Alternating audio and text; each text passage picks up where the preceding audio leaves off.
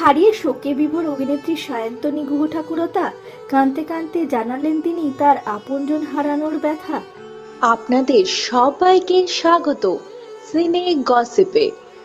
অভিনেত্রী সায়ন্তনী গুহ ঠাকুরতা হারালেন তার মাতৃসম পিসিকে। শুক্রবার শেষ নিঃশ্বাস ত্যাগ করলেন অভিনেত্রী সায়ন্তনী গুহ ঠাকুরতার পিসি। মৃত্যুকালে তার বয়সও ছিল ৭০ বছর। দীর্ঘদিন ধরে কিডনির সমস্যায় ভুগছিলেন তিনি। নিয়মিত ডায়ালিসিসও হতো তার। অভিনেত্রী সংবাদ মাধ্যমে জানিয়েছেন, আমার মা বাবা দুজনেই চাকরি করতেন, তাই জন্মের থেকে পিসিকেই নিজের মা বলে জানতাম। ওকে আমি মাম্মাম বলে ডাকতাম। পিসির কাছে মানুষ হয়েছি, আমার সব আবদারের জায়গা হলো আমার মাম্মাম। বলতে বলতেই কান্নায় ভেঙে পড়েন অভিনেত্রী। তিনি জানান মানসিকভাবে তিনি ভেঙে পড়েছেন।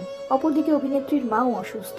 অভিনেত্রী আরো বলেন, শুক্রবার সকাল থেকেই পিসির জন্য মনটা খারাপ করছিল। কেন জানি না, মনে হচ্ছিল আর বেশি দিন পিসিকে পাবো না। তাই তড়িঘড়ি করে পিসির বাড়িতে পৌঁছই। পিসির বাড়িতে গিয়ে অভিনেত্রী দেখতে পান তার পিসির শারীরিক অবস্থা ক্রমাগত খারাপ হচ্ছে, ভালো করে নিঃশ্বাস নিতে পারছেন না। বাড়িতে উপস্থিত বাকিরা অভিনেত্রীকে জানান পিসির শরীরের সমস্ত অঙ্গ কাজ করা বন্ধ করে দিয়েছে, সারা শরীরে সংক্রমণ ঘটেছে। কাঁদতে কাঁদতে সমস্তটাই জানালেন সংবাদ মাধ্যমে অভিনেত্রী।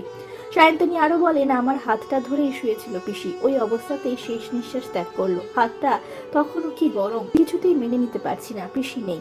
অভিনেত্রী জানিয়েছেন, শুক্রবারই তার পিসির অন্ত্যেষ্টিক্রিয়া সম্পূর্ণ হয়েছে। স্বজন হারানোর বেদনা এখন অভিনেত্রীর মনে।